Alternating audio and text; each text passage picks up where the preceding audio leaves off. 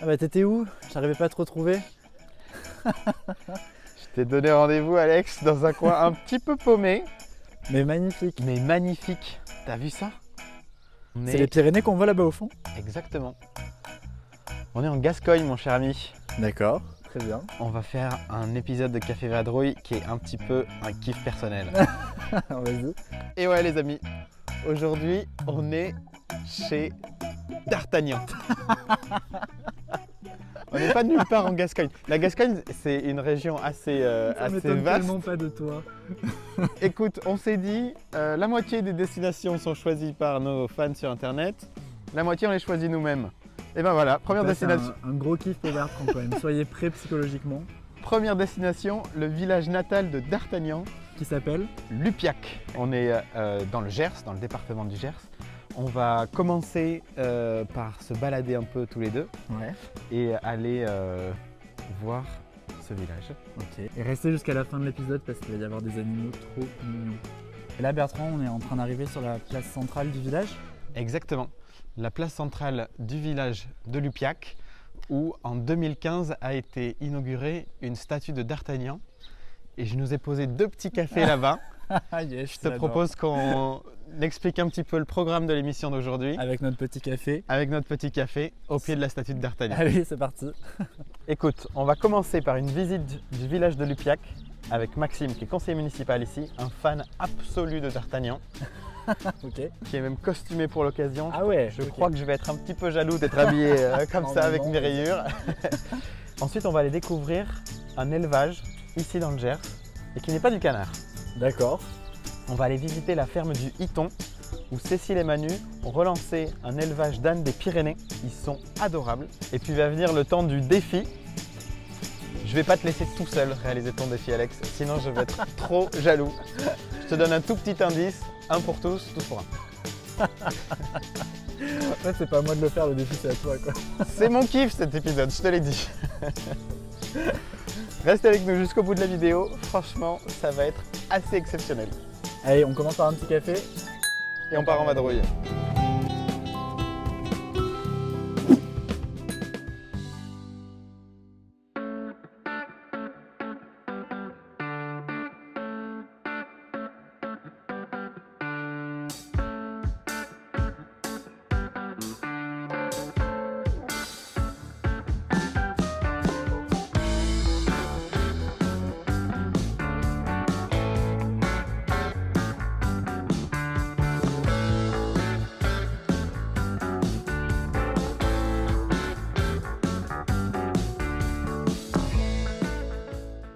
Allez, on va commencer la visite de Lupiac.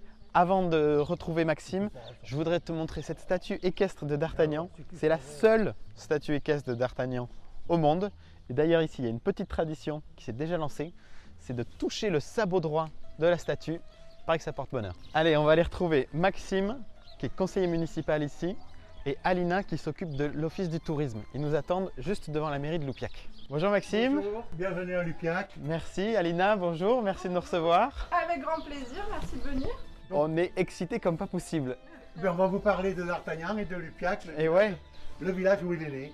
Alors D'Artagnan, le français le plus connu au monde, c'est vrai. grâce à Alexandre Dumas et aux Trois Mousquetaires. Ce que beaucoup de gens ne savent pas, c'est que D'Artagnan, c'est un personnage réel, qui C'est a un- vraiment alors, existé. C'est il y pas a juste deux un D'Artagnan. personnage. Il y a le véritable personnage de l'histoire, Ouais, que les gens Qui est né connaissent ici. moins bien, qui est né ici.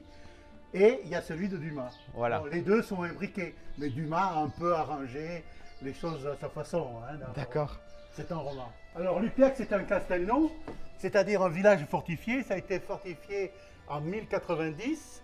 Ah oui, Donc le village était entouré de fossés, d'accord, 8 mètres de large, 5 mètres de haut, d'accord, 2 portes d'entrée. La tour a été démolie après la Révolution. d'accord. Ici aussi, en suivant la Révolution. Ce groupe de maisons a brûlé en 1908. Celles-là ont brûlé en 1851. Et donc c'est ici qu'on retrouve Sinon, cette le place reste centrale. du village est identique. Bon, ici, la place d'Artagnan qui a été refaite en 2017. Et alors aujourd'hui, ici sur la place de Lupiac, il y a des marchés. Alors, hors saison touristique, le mardi matin, il y a un marché avec 5-6 commerçants, que des produits locaux. D'accord. L'été, il y a un gros marché tous les mardis soirs. Ouais. D'accord. Là, c'est que des produits locaux ou des artisans locaux. D'accord. D'accord. Il n'y a pas de produits qui viennent de Chine ou d'ailleurs. C'est que la Gascogne. Que la Gascogne. Le restaurant qui est ouvert. Il y a énormément de tables dehors. Ah, et les ouais, gens mangent dehors. Et à Lupiac, il y a aussi beaucoup de musique.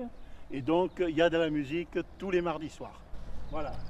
Combien d'habitants aujourd'hui à Lupiac? Lupiac, 315 habitants. 315.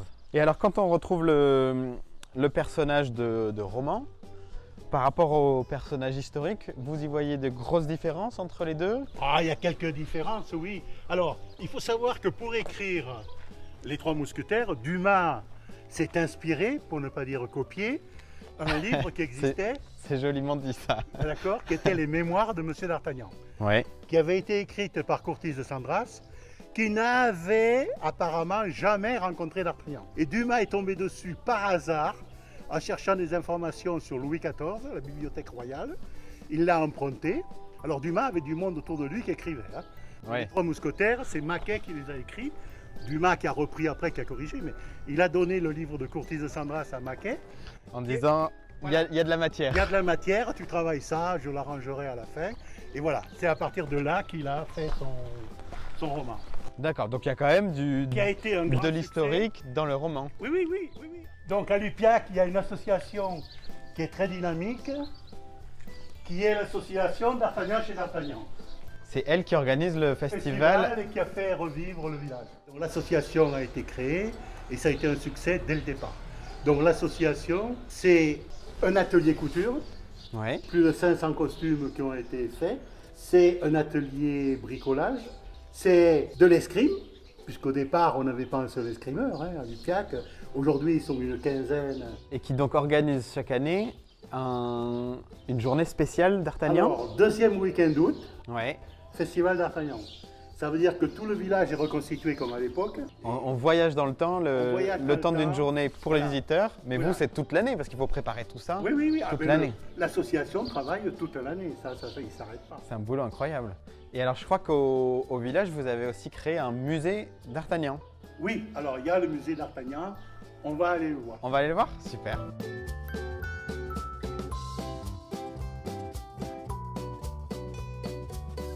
Au musée d'Artagnan. Et donc, chapelle Notre-Dame de la Pitié, qui plus tard est devenue Saint-Jacques. Chapelle Saint-Jacques, puisque On est sur la route. Faubourg Saint-Jacques. Maxime, merci beaucoup. Monsieur le conseiller municipal, monsieur le mousquetaire, merci pour cette visite. Oh. On va poursuivre la découverte de Lupiac sur les pattes d'Artagnan avec Alina qui nous attend au musée d'Artagnan. Bonjour Alina, Bonjour Bertrand, bienvenue au musée d'Artagnan. merci de nous recevoir. Allez, suivez-moi. Donc, bienvenue au musée. Donc, c'est un musée qui existe depuis les milliers des années 80. Ici, dans l'entrée, vous allez retrouver un peu tout ce qui est les affiches de cinéma, d'Artagnan en fait un peu dans l'imaginaire collectif. Parce qu'il faut savoir que d'Artagnan a été adapté sur plus d'une centaine de films. Ouais, Hein, je crois que le tout incroyable, premier partout film- dans le monde en plus. Partout dans le monde, tout à fait. C'est très glamour d'Artagnan quand même. C'est hyper glamour d'Artagnan, Milady, tout ça, ça fait Les complètement ferrets de la rêver. reine, c'est des beaux costumes, c'est Exactement. des combats très esthétiques. Tout à fait, c'est ça. Et puis ce qui est chouette aussi, c'est que ça fait vraiment appel à son âme d'enfant. Quand les visiteurs rentrent ici au musée et voient les affiches de films, généralement ça leur rappelle tout de suite des souvenirs d'enfance, des souvenirs de films de cap et d'épée qu'ils ont vus en étant enfants. Et c'est vrai qu'on a tous des souvenirs un peu autour de D'Artagnan. Puis l'aventure, ça parle à tout le monde, l'amitié, la camaraderie. Donc c'est vrai que ce sont aussi des valeurs qui nous parlent encore beaucoup aujourd'hui, quoi. Voilà, donc ça c'est ici donc la salle d'arrivée. Donc là vous avez les affiches. On a aussi la chance d'avoir quelques armes d'époque. Donc nous avons ici des rapières, Ouais. celle-ci. Là vous avez des mousquets, 2 mousquets. On a aussi ici un canon qui a été reconstitué par les habitants du village. Et donc on en a plusieurs sur Lupiac et au moment du festival d'Artagnan au mois d'août, on les met sur la place et on tire le canon. Mais non. Si. Incroyable. Tout à fait. On a la chance ici à Lupiac d'avoir des habitants vraiment très investis, très impliqués, qui du coup retapent, restaurent, font beaucoup pour le village. Ici, vous allez aussi retrouver les éditions originales. Donc là, vous allez avoir ici Les mémoires de Courtis de Sandras, donc le livre dont s'est Le inspiré Alexandre fameux Dumas. biographe d'Artagnan. Tout à fait. Mais il faut savoir que Alexandre Dumas a quand même été honnête, parce qu'il l'annonce tout de suite dans Les Trois Mousquetaires, qu'il est tombé à la BNF, à la Bibliothèque nationale, sur les mémoires de d'Artagnan et qu'il s'en est inspiré. Donc ceci, c'est la 2e édition. Et en fait, sur cette édition-là, c'est la première fois qu'on voit une illustration de d'Artagnan. Donc on présume que d'Artagnan ressemblait à ça parce qu'on n'a pas de tableau en fait, on n'a aucune représentation de son vivant. Ouais. Donc ça, c'est la première représentation picturale de d'Artagnan. Vous avez ici une copie du contrat de mariage où vous voyez les signatures. Ici vous avez Louis, pour Louis XIV, pour le Qui roi. était son témoin de mariage. Exactement. Incroyable, c'est Louis la classe quand même d'avoir Louis XIV en témoin de mariage. C'est la super classe parce qu'il y a eu Louis XIV et Mazarin qui étaient ces 2 témoins de mariage. Donc c'est quand même pas rien, c'était les hommes les plus importants du royaume, quoi. C'est incroyable, on a trop de chance. C'est une magnifique journée pour découvrir la Gascogne. D'ailleurs, je te propose qu'on quitte Lupiac quelques instants. On va aller à quelques kilomètres d'ici pour aller découvrir cette fameuse ferme du Hiton, élue la ferme préférée des Français, où Cécile et Manu nous attendent. Et ensuite, Alex, va venir le moment du défi. On reviendra ici à Lupiac parce que forcément, il faut que ça ait quelque chose à voir avec d'Artagnan.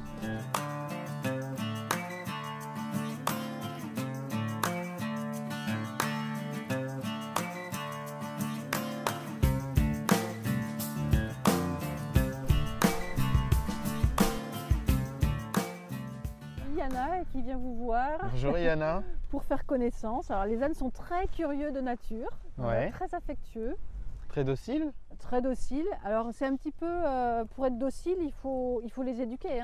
Ouais. C'est comme les enfants. Il y a des enfants bien élevés, des enfants mal élevés. Chez les ânes c'est pareil. Et ici, voilà, ils sont élevés, ils ont la chance de vivre en semi-liberté sur des grands espaces, Ouais. en famille, en troupeau. Et puis avec Donc, une vue assez avec incroyable. une vue hein. géniale. Ils en ont sur de la les chance. Pyrénées, ouais. Et alors, vous les connaissez toutes par leur nom? C'est vous qui les avez baptisées? Alors les plus jeunes, oui et non, parce qu'on a un petit concours sur les réseaux sociaux Ouais. et on propose aux internautes de nous aider à trouver les prénoms pour les ânesses et les anons. Les internautes qui ont trouvé le prénom qu'on a choisi, Ouais. eh bien ils gagnent un petit cadeau. Voilà, c'est assez amusant. Ah ouais, on avait fait ça nous aussi pour le nom de l'émission. Ouais, On avait ouais. proposé plusieurs noms différents et puis c'était Café Vadrouille qui Café était Vadrouille, sorti grand vainqueur. Ouais. Donc cette année, la lettre des L. Donc on est en pleine saison d'annonnage. Oui, oui. Alors on va aller voir, si vous voulez bien, on va aller voir Laos, Ouais. qui est né il y a un peu plus d'une semaine. Ça te dit d'aller au Laos, Alex? Il est plus foncé là, non? Ils naissent avec une robe noire qui s'éclaircit au fur et à mesure du temps? Oui, c'est ça. Ils vont naître avec cette robe très très noire. Alors là, on a des ânes des Pyrénées pure race.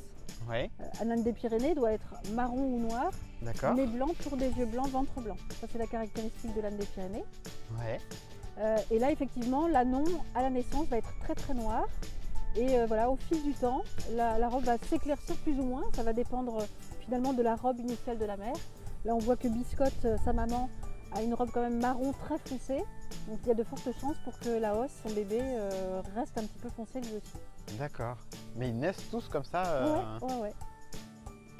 Et alors cette âne des Pyrénées, c'est une espèce qui est en protection? Oui, alors c'est une espèce menacée, en voie de Menacée, disparition. Il y a environ, alors ça dépend des années, mais entre 80 et 60 et 80 naissances par an. Ouais. Donc c'est très très faible pour qu'une race soit déclarée menacée. Alors il y a beaucoup de critères, mais l'un des critères c'est qu'il y ait très peu de naissances. Et normalement une race menacée c'est moins de 3000 naissances. Donc vous voyez, on est très très très loin du compte. Ah oui, oui, en effet. Avec nos 60 à 80 naissances. Et ici à la ferme du Hiton, on fait naître en moyenne 12 anons par an. D'accord. Donc, ça Ah veut oui, dire qu'on c'est énorme par représente, rapport à... Ouais. C'est à la fois peu de bêtes, mais énorme par rapport à toutes celles qui naissent. Oui, tout à fait. Ouais, on représente entre 15 et 20% selon les années des naissances de la race. Heureusement, dans les années 80, des amateurs passionnés ont sollicité le ministère de l'Agriculture pour dire attention, dans les Pyrénées, on a vraiment cette typologie spécifique d'âne qu'on retrouve sur les cartes postales anciennes et sur les archives. On aimerait qu'elle soit reconnue comme une véritable race. Et c'est seulement, je crois, en 97 que le ministère de l'Agriculture a reconnu cette race comme étant une race... L'âne des Pyrénées en dehors d'autres races communes. Exactement. Parce qu'il y avait beaucoup plus d'individus avec cette typologie de part et d'autre de la frontière franco-espagnole et sur toute la plaine de l'Aquitaine jusqu'à Toulouse. D'accord. Donc grâce à ça, on a réussi à recréer finalement cette race et la valoriser comme on le fait nous avec la production laitière. De continuer sa lignée. Exactement. Et alors avec le lait d'ânesse, vous fabriquez des cosmétiques? Oui, on fabrique des savons et des cosmétiques. Nous, on a choisi l'Aisne des Pyrénées puisqu'on est dans le berceau de la race, ici en Gascogne. Ouais. Et aussi parce que nous, on trouvait très intéressant de justement participer à cette préservation de race. D'accord. C'est-à-dire de joindre finalement l'utile à l'agréable. Ouais. On fabrique des savons, oui, mais en plus, on a le côté éthique avec cette préservation de race qui nous tient vraiment à cœur. Avant que vous arriviez ici il y a 10 ans, 11 ans? Oui, il y a 10 ans. 10 ans.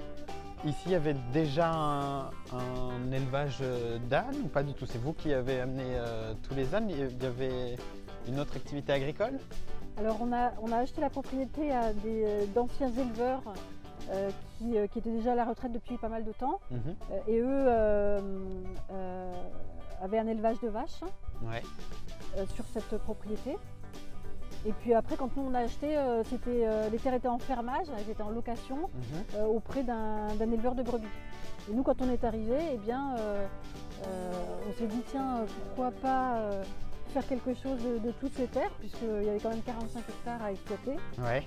Et on voit quand même que c'est très pentu, hein, que c'est pas des terres très faciles à travailler. Ça, j'imagine. Et d'ailleurs, ça a pas mal fait marrer certains voisins, enfin des gens alentours. Certains nous ont avoué assez récemment qu'ils appelaient ce terrain-là, ces terres-là, le caillou. Le caillou, voilà. Ah, ouais, d'accord. Donc ils se sont dit qu'est-ce qu'ils vont pouvoir en faire. Et nous, on a eu l'idée voilà, d'y mettre des ânesses.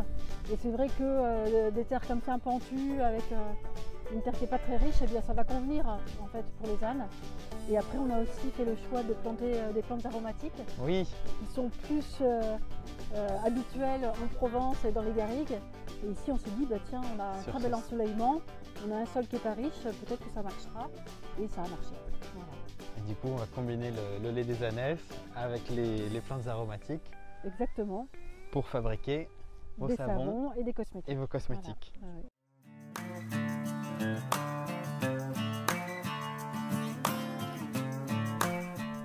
Toc toc.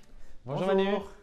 Ça va? Ça va, enchanté, je t'attendais. Bah, merci de nous accueillir, on passe une super journée. Il y a Cécile qui nous a emmené voir les ânesses, les petits ânons qui sont nés il y a 3-5 jours, tout petits, petits, tout mignons. Maintenant, on arrive sur la fin de la visite où on est à la boutique. C'est ça, oui, c'est la petite boutique à la ferme que nous avons depuis quelques années. Ouais. Et puis qui nous permet, c'est notre showroom, de montrer aux visiteurs un peu nos produits, que ce soit les produits au lait d'ânesse ou les produits à base de plantes que nous cultivons. Ouais. Et ça, c'est ta partie. Parce que pour l'instant, nous, on a vraiment vu la partie ânesse et donc le lait d'ânesse qui rentre dans la composition du savon.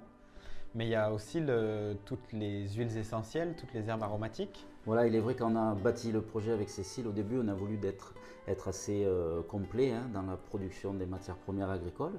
Donc le lait d'ânesse, il ne revient pas, vous en avez parlé. Et moi, je me suis occupé dès le début de la culture, de la récolte et de la distillation des plantes aromatiques. Alors nous avons diverses plantes, on a démarré avec la lavande, c'est sûr. Maintenant nous avons du romarin, de la sarriette, de la sauge, de l'immortelle, de la menthe poivrée, de la camomille. On a une dizaine de plantes que nous cultivons sur la ferme et nous allons donc produire des eaux florales et des huiles essentielles.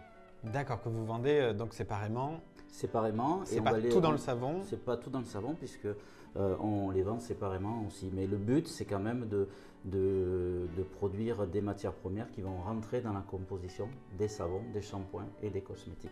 On voit d'ailleurs félicitations, le fait que vous avez gagné le prix de la ferme préférée des Français. Oui, c'était quelque chose ça quand même, hein? Oui, c'était quelque chose. Oui, on est très content d'avoir pu déjà représenter notre région, l'Occitanie. Ouais. Parce que l'Occitanie, c'est quand même une région qui est très riche en production agricole. Il y a vraiment de belles choses.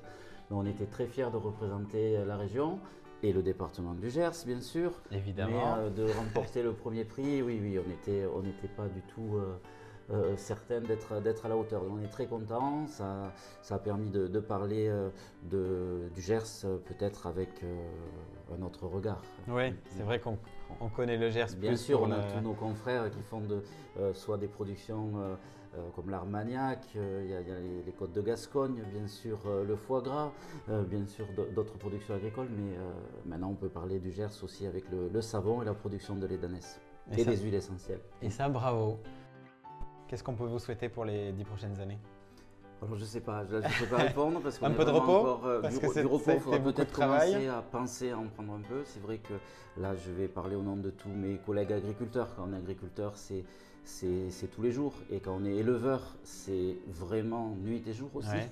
Donc ça, c'est sûr que c'est le métier d'agriculteur qui veut que les vacances, c'est quand même des choses auxquelles On aspire, c'est pas ouais, commun, ouais, ouais. ouais. Mais on va y arriver, on est confiant.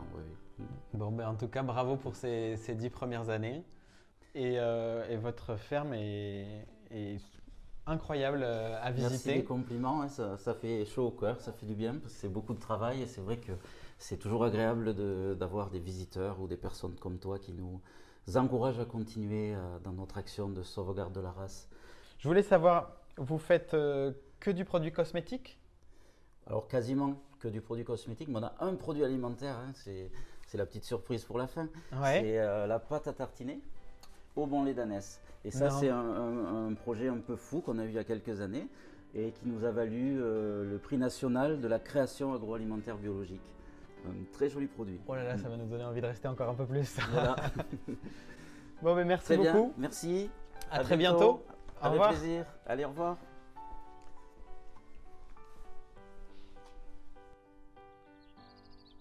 Nous voilà de retour à Lupiac. Bertrand, il se passe quoi là? Qu'est-ce que tu veux dire, Alex? Je sais pas, il y a des gens. Je t'ai préparé une petite surprise. C'est digne de l'arrestation de Fouquet. Bonjour. Messieurs, dames, bonjour. Alex, voilà le défi à réaliser dans cet épisode. Tu vas apprendre à te battre comme un mousquetaire avec les plus fines lames, les lames lupiacoises. Enchanté. Alors, Messieurs, comment ça dames, se vous nous passe? escortez jusqu'à la place du village. Allez, c'est Je parti. t'avais dit que ça allait être le kiff cet épisode. Messieurs, marche. Je t'ai pas tout dit encore. En fait, on va être costumés, nous aussi. Toi et moi, hein, parce qu'il n'y a pas de raison qu'il n'y ait que toi qui en profite. Donc, c'est génial. on va être costumés tous les deux et on va nous donner quelques secrets de mousquetaires. Donc on va se battre? On va se battre gentiment, quoi. Je vais me mettre une dérouillée quoi. Peut-être, je m'en fous.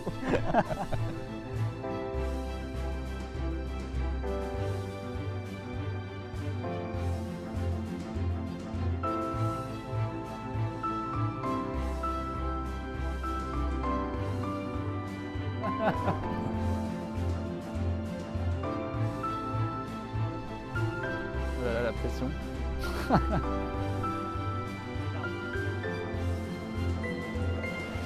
Marchez. Marchez. Passe avant.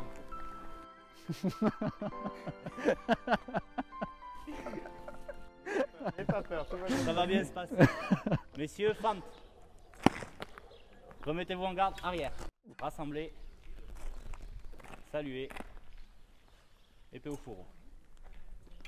À nous. Ok. Alors évidemment, être mousquetaire, ça implique d'avoir une arme. Ok. Très bien. Merci. Non mais je sais me défendre, hein. J'ai bossé dans un château médiéval moi.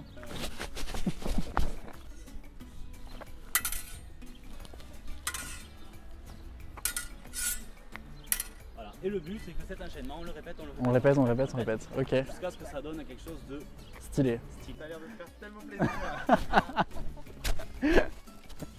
C'est pour les misères que tu me fais à 100 listes. Comme on dit à l'italienne, c'est-à-dire doucement, couronner figure. Couronner figure. C'est en chantant du Eros Ramazzotti. Quel malin, va.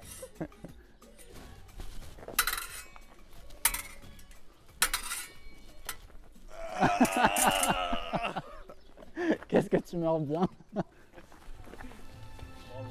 Bravo. Bravo à toi. Trop bien. Bon, merci Alex, bravo. Merci Défi à toi. réussi. Merci à toi. Merci à Damien et aux lames lupiacoises pour cette initiation à l'escrime qui était ouf. Oula.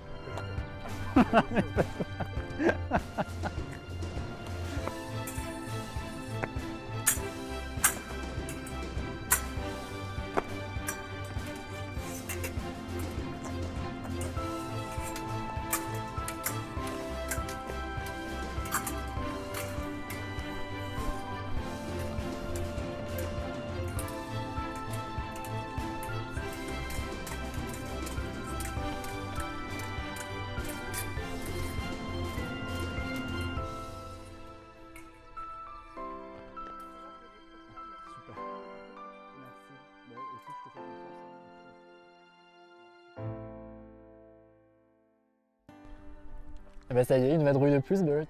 Et quelle vadrouille! C'était trop bien. Vive la Gascogne! Ouais, grave. Franchement, on a eu un accueil hallucinant sur cet épisode, de bout en bout. Ouais, on n'avait pas envie de partir. Enfin, c'est Non. le cas à chaque fois, mais On va là peut-être rester. particulièrement. Pourquoi pas? Ouais. On voudrait remercier énormément la mairie de Loupiac et notamment la maire de Loupiac, Madame Thulouis, et aussi Alina à l'Office du tourisme qui a fait des miracles et nous a ouvert le musée d'Artagnan. Mais aussi, franchement, pour moi, c'était un rêve de gosse, tu peux pas imaginer. Mais les lames lupiacoises, vous nous avez éclatés.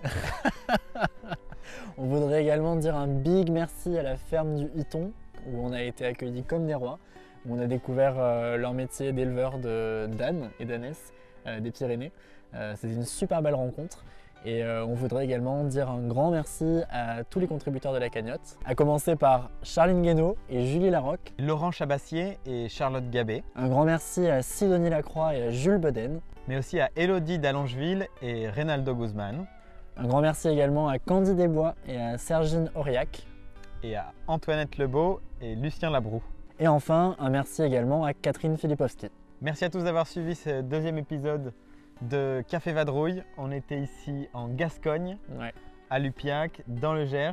Vous pouvez peut-être voir les Pyrénées derrière nous. On a essayé de faire un plan où les Pyrénées apparaissent, mais je pense qu'il n'y a plus assez de lumière. Nous, on va continuer à s'en mettre plein la vue Un petit café. et on repart en vadrouille.